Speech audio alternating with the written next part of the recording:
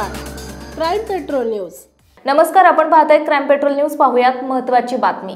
रिक्षा स्टँडवर रिक्षा लावण्यावरून झालेल्या वादाचा राग मनात धरून दोघांनी रिक्षा चालकावर हत्याराने वार गंभीर जखमी करून जीवे मारण्याचा प्रयत्न केला। या प्रकरणी विश्रांतवाडी पोलिसांनी दोघा रिक्षा चालकांना अटक केली।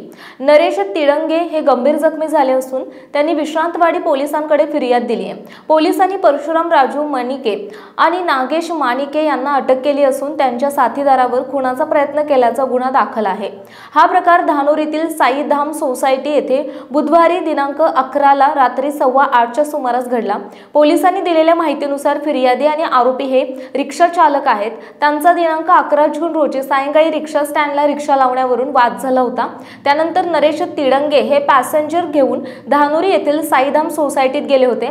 पॅसेंजरला सोडल्यानंतर ते परत येत असताना वाटेत तिघांनी त्यांना गाठले। सायंकाळी झालेल्या वादाच्या रागातून त्यांनी जीवेठार मारण्याच्या उद्देशाने हत्याराने त्यांच्या हातावर, पायावर, शरीरावर इतरत्र वार करून गंभीर जखमी केले। पुढील तपास पोलीस उपनिरीक्षक पदमराज गंपले करीत आहेत।